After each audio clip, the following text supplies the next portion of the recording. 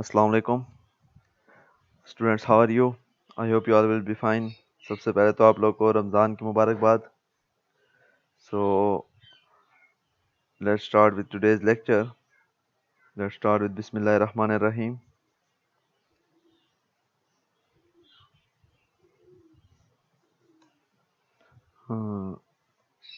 Today is our eighth lecture of evolution and principles of systematics, and today is Monday, 27th April 2020. So we were discussing about Lamarck theory. Then we have discussed the criticism on Lamarck theory, that what different scientists have criticized on different points of Lamarck theory. After that, we have discussed different experiments that were against Lamarck theory.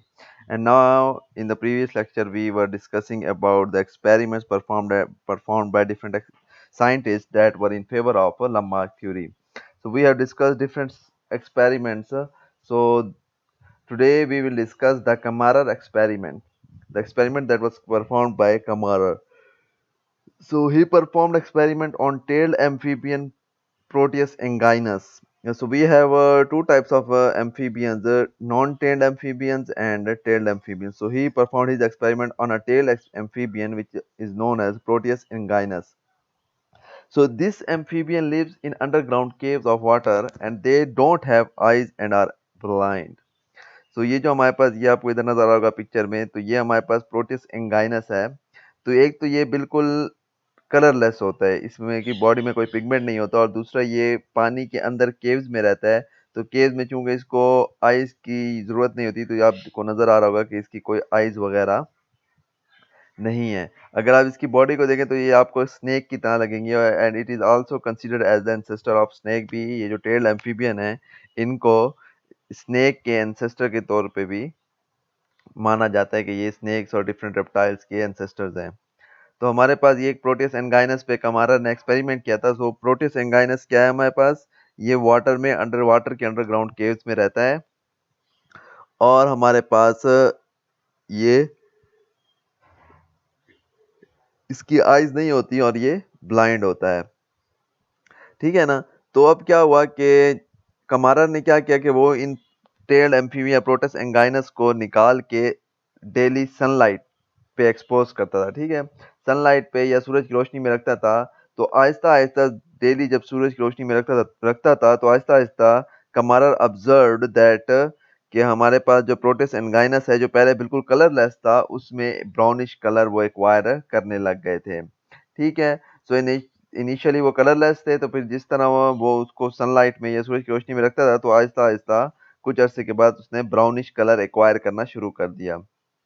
फिर उसने ये चीज जो है जारी रखी, again and again उसने ये उसको एक्सपोज करता था। फिर उसने जो वो प्रोटियस एंड गाइनस था जिन्होंने थोड़ा थोड़ा ब्राउनिश कलर एक्वायर किया था, उनको आपस में ब्रीड किया, और उनके ऑफस्प्रिंग को भी वो इसी तरह धूप में रखता था डेली। तो after many generation slowly and gradually which were produced in sunlight, all the offspring are observed to be of brown color. उसने क्या देखा कि हमारे पास स्लोली एंड ग्रेजुअली बहुत जनरेशंस के बाद जो ऑफस्प्रिंग पैदा हो रहे थे वो पहले से ही ब्राउन कलर के थे। तो इससे उसने कंक्लूड किया कि हमारे पास जो है, एक तो क्या है कि जो एनवायरनमेंट था, sunlight, it is directly affecting the organism, वो डायरेक्टली अफेक्ट कर रहा था, और कलरलेस ऑर्गेनिज्म को उसने कलरलेस ऑर्गेनिज्म में उसने ब्राउनिश कलर प्रोड्यूस किया। और दूसरा, वो करेक्टर जो है जो एक्वायर कर रहे थे, वो उनकी जनरेशंस में भी इनहेरिट हो रहा था, और पेरेंट्स से ऑफस्प्रिंग में या नेक्स्ट जनरेशन में ट्रांसफर हो रहा था। तो इस एक्सपेरिमेंट के जब रिजल्ट उसने देखे तो उस वो बिल्कुल बहुत स्ट्रॉन्ग सपोर्टर बन गया लमार्क थ्योरी का, बिकॉज इससे जो वो पहला पॉइंट क्रिटिसाइज हुआ था एनवायरनमेंट वाला, वो भी इससे इसने प्रूव किया। और जो फोर्थ पॉइंट बहुत ज्यादा क्रिटिसाइज हुआ था इनहेरिटेंस ऑफ एक्वायर्ड कैरेक्टर्स का, वो भी इस एक्सपेरिमेंट से प्रूव हो गया। ठीक है, कमारर ने क्या किया था? कमारर ने अपना एक्सपेरिमेंट किया था टेल्ड एम्फीबियन प्रोटियस एंगाइनस पे। प्रोटियस एंगाइनस की अगर हम नॉर्मल फिजियोलॉजी देखें तो वो अंडरग्राउंड केव्स, पानी के जो पॉन्ड्स वगैरह में अंडरग्राउंड केव्स होती है, वहां पे रहता है, तो वहां पे सनलाइट नहीं इंटर हो सकती ज्यादा। ठीक है, तो क्योंकि वहां पे उसकी आईज उसके यूज नहीं है, तो ये दे आर ब्लाइंड, वो ब्लाइंड होते हैं, उनकी आंखें नहीं होती और वो कलरलेस होते हैं। उसने क्या किया, उनको अंडरग्राउंड वाटर केव से निकाल के वो डेली उनको सनलाइट पे एक्सपोज करता था। तो आहिस्ता आहिस्ता क्या हुआ कि उन्होंने ब्राउन कलर एक्वायर करना शुरू कर दिया। तो उसी तरह वो हर जनरेशन के बाद हर जनरेशन को एक्सपोज करता था सनलाइट पे, तो उसने नोट किया कि बाद में आफ्टर मैनी जनरेशंस जितने भी ऑफस्प्रिंग पैदा होते थे वो ऑलरेडी ब्राउन कलर के थे। तो इससे उसने एक तो ये चीज पॉइंट प्रूव किया कि एनवायरनमेंट का डायरेक्ट अफेक्ट होता है ऑर्गेनिज्म पे। दूसरा उसने ये पॉइंट प्रूव किया कि हमारे पास इनहेरिटेंस ऑफ एक्वायर्ड कैरेक्टर भी हुई है, और ये ब्राउन कलर जो पेरेंट्स ने एक्वायर किया था वो नेक्स्ट जनरेशन में ट्रांसफर हुआ है।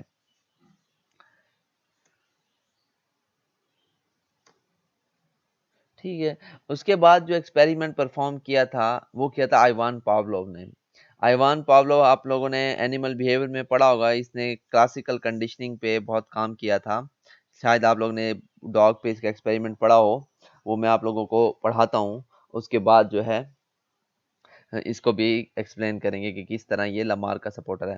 So he perform learning experiments on dog. Learning behaviour जब पढ़ रहे होंगे आप लोग, उसमें आपने क्लासिकल कंडीशनिंग और नॉन क्लासिकल कंडीशनिंग पढ़ी होगी, तो ये क्लासिकल कंडीशनिंग पे इसने काम किया था। ठीक है, तो इसके एक्सपेरिमेंट असल में क्या था कि ये इसने दो किस्म के स्टिमुलस यूज किए, अनकंडीशन स्टिमुलस और न्यूट्रल स्टिमुलस।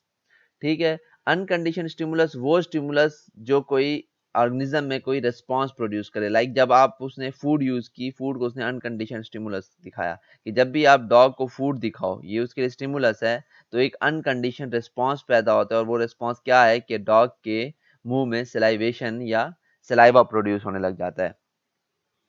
दूसरा उसने कहा कि न्यूट्रल स्टिमुलस के वो क्या करता था, बेल रिंग करता था। तो बेल रिंग जब डॉग आगे बेल को रिंग करता था तो डॉग कोई रिस्पॉन्स शो नहीं कर रहा था। तो ऐसे स्टिमुलस को उसने नाम दिया था न्यूट्रल स्टिमुलस, कि that stimulus which produces no response in an organism. तो दो स्टिमुलस उसने यूज किए, अनकंडीशन स्टिमुलस कि जो कोई अनकंडीशन रिस्पॉन्स या किसी किस्म का रिस्पॉन्स प्रोड्यूस करे ऑर्गेनिज्म में। न्यूट्रल स्टिमुलस वो स्टिमुलस है कि जो कोई रिस्पॉन्स प्रोड्यूस ना कराए ऑर्गेनिज्म में, उसको हम न्यूट्रल स्टिमुलस कहते हैं। फिर उसने क्या किया, उसने कंडीशनिंग की। कंडीशनिंग किस तरह कि वो क्या करता था कि जब भी डॉग को फूड देता था उससे पहले क्या होता था, वो घंटी बजाता था। वो क्या करता था, बेल को रिंग करता था और उसके बाद फूड देता था डॉग को। आहिस्ता आहिस्ता डॉग ये लर्न करने लग गया और वो कंडीशन करने लग गया, एसोसिएट करने लग गया कि जब भी बेल बजती है उसके बाद मुझे खाना मिलता है। ठीक है, जैसे ही बेल बजेगी उसके फौरन बाद मुझे खाना मिलेगा। तो उसके बाद उसने कुछ अरसे तक इसको ऐसे ही ट्रेन किया कि जिस जैसे ही बेल बजाता था उसके फौरन बाद खाना देता था। फिर आखिर में क्या हुआ कि डॉग इतना ट्रेन हो गया था कि फिर क्या हुआ कि खाली जब जो आइवान पावलोव था वो खाली बेल रिंग करता था तो डॉग के मुंह में सलाइवेशन का प्रोसेस स्टार्ट हो जाता था। तो यही बेल है जो पहले कोई रिस्पॉन्स प्रोड्यूस नहीं कर रही थी डॉग में, अब वही बेल रिस्पॉन्स प्रोड्यूस कर रही है। क्यों कर रही है? बिकॉज डॉग ने एसोसिएट किया इस रिंगिंग ऑफ बेल को फूड के साथ, कि जब बेल रिंग होती है उसके बाद मुझे फूड मिलता है। तो जैसे ही आप बेल रिंग करते थे तो उसके मुंह में पानी आना शुरू हो जाता था, सलाइवा प्रोड्यूस होने लग जाता था कि अब भाई अभी मुझे खाना मिलेगा। तो ये उसने एक्सपेरिमेंट परफॉर्म किया था। अब वो लमार को उसने किस तरह सपोर्ट किया कि हमारे पास उसने देखा कि हमारे पास जो उसने पहले पहले डॉग के कुछ ब्रीड्स लाइक मेल और फीमेल डॉग्स को ट्रेन किया, तो उन्होंने फॉर एग्जांपल ज़्यादा टाइम लिया। फिर उन्होंने उन लर्न डॉग्स को के जो एसोसिएट जो सीख चुके थे उनको आपस में ब्रीडिंग कराई उनकी, और उनके ऑफस्प्रिंग प्रोड्यूस कराए। तो उसने ये चीज़ नोट की कि हमारे पास जो पेरेंट्स थे उनको इस चीज़ के लिए ट्रेन करने में ज़्यादा टाइम लगा, लेकिन ऑफस्प्रिंग को ट्रेन करने में कम टाइम लगा। तो उसने ये कंक्लूड किया कि शायद कुछ लर्निंग जो है जो पेरेंट डॉग ने एक्वायर की थी वो नेक्स्ट जनरेशन में ट्रांसफर हुई है। तो इस पॉइंट से उन्होंने क्या किया, आइवान पावलोव ने उसने लामार्क की थ्योरी को सपोर्ट किया कि हमारे पास इनहेरिटेंस ऑफ एक्वायर्ड कैरेक्टर होती है। He said that this character was acquired by parent dogs and this character was inherited to their offspring and they took comparatively less time in training. तो इस point पे उसने Lamarck theory को support किया और वो लामार्क का supporter बन गया था। अच्छा, अब हम एक और थ्योरी स्टार्ट करेंगे, नियो लामार्किज्म। ये भी एक थ्योरी है और ये थ्योरी उन लोगों ने, उन साइंटिस्ट ने बनाई है कि जो लामार्क के सपोर्टर्स थे। ठीक है, लाइक जितने हमने ये एक्सपेरिमेंट पढ़े, 6 डिफरेंट एक्सपेरिमेंट्स पढ़े जिनके रिजल्ट्स लामार्क की थ्योरी के फेवर में थे। तो उन्होंने क्या किया कि उन्होंने मिल के इस जो लमार्क की थ्योरी थी उसको क्या किया, उसको मॉडिफाई किया, जिसको हम नियो लमार्किज्म कहते हैं। So what is neo Lamarckism? So the modified और advanced form of Lamarck theory is known as neo Lamarckism. Modified और advanced form of Lamarck theory is called neo Lamarckism. और जो जिन scientist ने ये theory बनाई थी उनको हम नियो लमार्कियंस कहते हैं।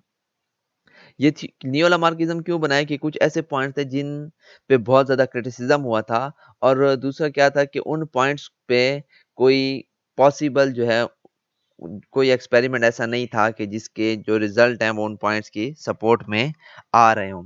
तो इसीलिए इतने ज़्यादा क्रिटिसिज्म की वजह से उन्होंने क्या किया कि वो कुछ पॉइंट्स में रद्दोबदल किया लमार्क की थ्योरी में, और वो जो मॉडिफाइड फॉर्म थी लमार्क थ्योरी की उसको हम नियो लमार्किज्म कहते हैं। So what are the main points of Lamarck theory? Main points, sorry Lamarck theory नहीं है ये, main points of neo Lamarckism. Neo Lamarck theory, neo, neo का मतलब है न्यू, लमार्क थ्योरी के new form of Lamarck theory. So first point is the adaptation of an organism is universal and it occurs in relation to the environment. वो क्या कह रहे हैं कि हमारे पास किसी भी ऑर्गेनिज्म जो अडाप्टेशन करता है वो यूनिवर्सल है। यूनिवर्सल का मतलब है उसमें कोई एक फैक्टर इन्वॉल्व नहीं है, उसमें बहुत से फैक्टर्स इन्वॉल्व होते हैं और वो तमाम फैक्टर्स मिल के ऑर्गेनिज्म में कोई ना कोई अडाप्टेशन प्रोड्यूस करती है, कोई न्यू करेक्टर प्रोड्यूस करते हैं या कोई पुराना करेक्टर उसको रिड्यूस कर देते हैं।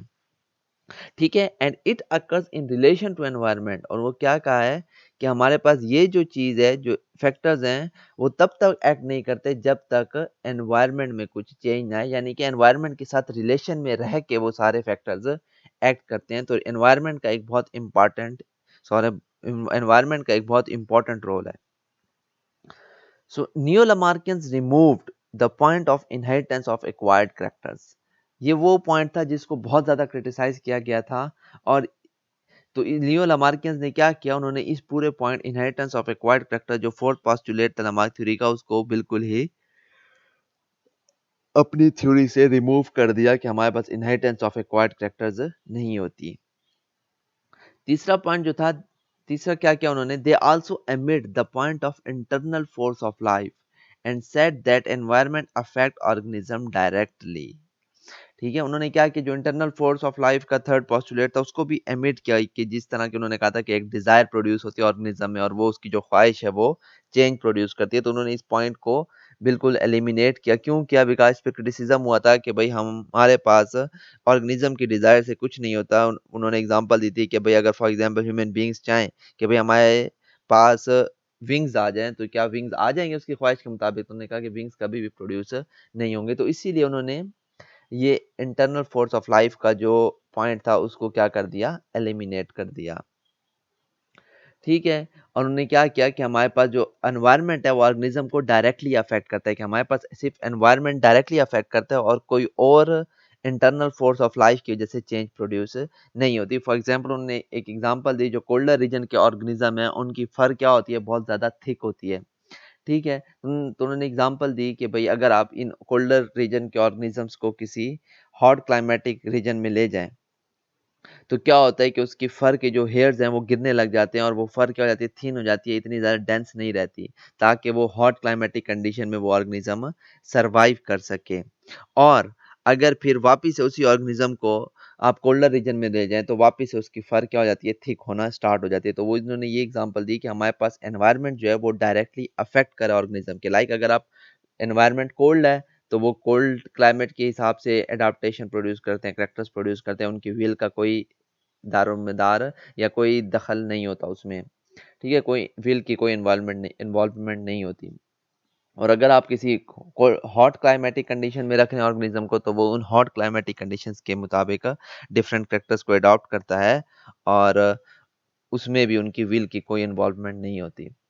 जो चौथा पॉइंट था, they also include the point of use and disuse of organ. ये वाहिद पॉइंट था लमार्क थ्योरी का कि जिस पे क्रिटिसिज्म नहीं हुआ। तो इसलिए चूंकि इस पे क्रिटिसिज्म नहीं हुआ, तमाम साइंटिस्ट, जितने भी दुनिया के साइंटिस्ट थे, वो सारे के सारे इस पॉइंट पे क्या थे, वो इत्तेफाक था उनका इस पॉइंट पे। तो उन्होंने जो नियो लामार्कियंस हैं उन्होंने इस पॉइंट को इंक्लूड किया कि हमारे पास use and disuse of organ का जो पॉइंट है, लाइक आप जो ऑर्गन को ओवर यूज करोगे वो ज्यादा से ज्यादा डेवलप होता जाएगा, वो उतना ज्यादा वेल डेवलप हो जाएगा, और जिस ऑर्गन को आप कम यूज करोगे वो उतने ज्यादा लेस डेवलप होगा, फाइनली वेस्टिजियल हो जाएगा, और हो सकता है कि वो बिल्कुल उस ऑर्गेनिज्म से लॉस हो जाए।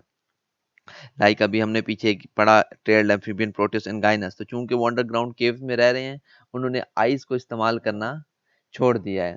ठीक है, तो आइस को जब इस्तेमाल करना उन्होंने छोड़ दिया है, तो Aahista Aahista during the course of evolution उनकी आइज वेस्टिजियल हुई, और फिर फाइनली क्या हो गया, उनकी आइज लॉस हो गई और अब वो ब्लाइंड है, उनकी आइज वगैरह नहीं है।